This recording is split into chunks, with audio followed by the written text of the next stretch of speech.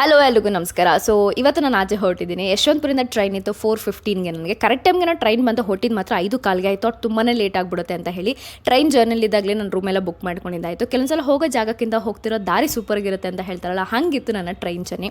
4:30ಗೆಲ್ಲ ನಾನು ಲೊಕೇಶನ್ನ ರೀಚ್ ಆಗಿದ್ದಾಯಿತು. ಆ್ಯಂಡ್ ಚೆಕ್ಕಿನೆಲ್ಲ ಅರ್ಲಿ ಮಾರ್ನಿಂಗೇ ಮಾಡಿದ್ದಾಯಿತು. ಆ್ಯಂಡ್ ಸೂಪರಾಗೆಲ್ಲ ಫ್ರೆಶ್ ಅಪ್ ಆಗಿ ಒಳ್ಳೆ ನಿದ್ದೆ ಕೂಡ ಮುಗಿಸ್ಕೊಂಡು ಆಚೆ ಹೋಗಿ ಸ್ವಲ್ಪ ಕಾಫಿ ಟೀ ಎಲ್ಲ ಹುಡುಕ್ತಿದ್ದೆ. ಒಂದು ಒಳ್ಳೆ ಶಾಪ್ ಸಿಕ್ತು. ಬಿಸಿ ಬಿಸಿ ಸ್ಟ್ರಾಂಗಾಗಿ ಒಂದು ಕಾಫಿನ ತೊಗೊಂಡು ಅಲ್ಲೇ ಕುಡಿದಿದ್ದಾಯಿತು. ಆಮೇಲೆ ಸ್ವಲ್ಪ ಊಟ ಎಲ್ಲ ಮಾಡೋಣ ಅಂತ ಹೇಳಿಬಿಟ್ಟು ಸಕ್ಕತ್ತಾಗಿ ರೆಡಿ ಆಗಿಬಿಟ್ಟು ಸ್ವಲ್ಪ ರಿಸರ್ಚ್ ಎಲ್ಲ ಮಾಡಿ ಊಟ ಎಲ್ಲಿ ಚೆನ್ನಾಗಿರುತ್ತೆ ಅಂತ ಹೇಳಿಬಿಟ್ಟು ಬಿಸಿ ಬಿಸಿ ಅಂತ ಒಂದು ಲೊಕೇಶನ್ ಬಗ್ಗೆ ಗೊತ್ತಾಯಿತು. ಅಲ್ಲಿಗೆ ಹೋಗ್ತಾ ಇರೋದು. ನನ್ನ ರೂಮಿಂದ ಒಂದು 3 ಕಿಲೋಮೀಟರ್ ಡಿಸ್ಟೆನ್ಸಲ್ಲಿತ್ತು ಅಷ್ಟೇ. ಆ್ಯಂಬಿಯನ್ಸ್ ಅಂತೂ ಸಿಕ್ಕಾಪಟ್ಟೆ ಚೆನ್ನಾಗಿತ್ತು. Must visit this place.